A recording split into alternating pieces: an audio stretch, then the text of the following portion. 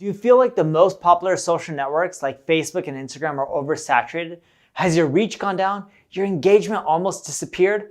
Well, there's a new social network in town that's been growing really fast since 2017. And in some months, its app is downloaded more than Facebook and Instagram. It may not be the best option for you to leverage, or it could be. And I'm gonna break down whether it is or it isn't for you. Hey everyone, I'm Neil Patel. And today, I'm going to discuss the social network that'll explode in 2020. And the real question is, should you leverage it?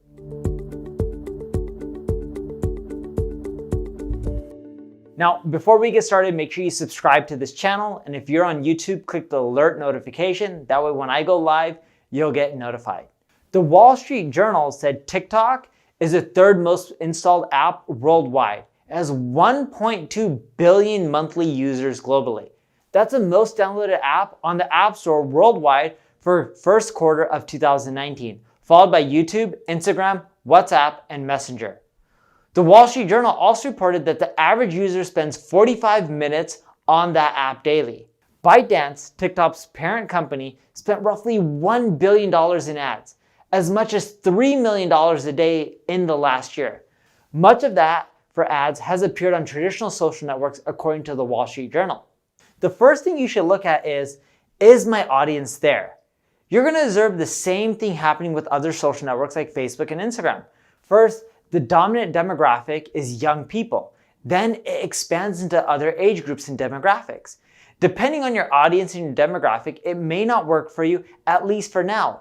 In other words, if you're going after the younger demographic, then right now it can't work for you. If you're going after the older demographic, then you're going to have to wait a bit. Secondly, if being first has always been your competitive advantage, then it may be worth getting on right now. It's impossible to tell whether or not it'll take off for all demographics or all groups, or if it's going to be an extremely popular social network 3 years from now. But the trend has been showing that it is growing. So if your competitive advantage is to be the first mover, then I would recommend that you go in there and you start taking advantage. Because typically when you get in there early, it's much easier to gain traction, get those followers, get more traffic, and leverage that audience. And you can do it for pennies on the dollar. But when you leverage something later on, once it becomes saturated, it's much more harder to get traction, and it tends to take a lot more time and cost way more money. Just look at it this way, right? If you built a blog in the early days, or Facebook in the early days, or even Instagram in the early days, you're naturally going to be much more popular than if you started your Instagram account right now, or even your Facebook account right now. The third thing you need to look at is, are you able to create the kind of content that people on this platform like?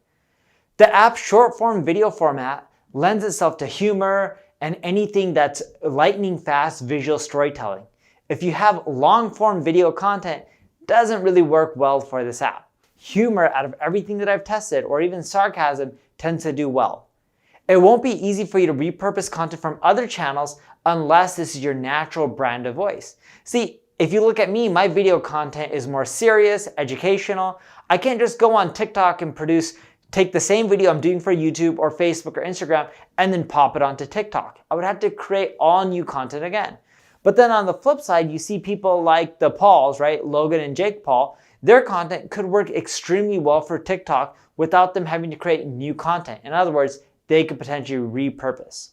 The fourth thing you want to consider, if you're one of those people that loves playing it safe, you'll want to wait a bit and see whether or not TikTok will become mainstream.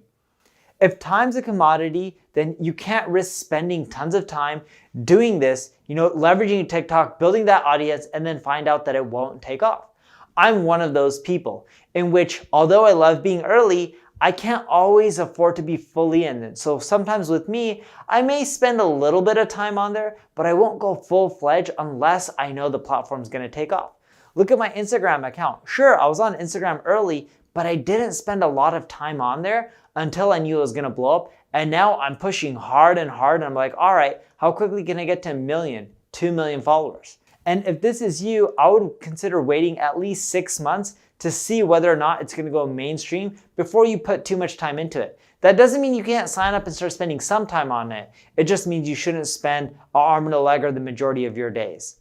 If it gets popular among other age groups and demographics, you should definitely start leveraging it. At that point, you know you're going to have to be on there. It's just a question of when. So thank you for watching. If you enjoyed this video, make sure you like, comment, share, subscribe. If you have any questions, leave a comment below. And again, I'll see you tomorrow.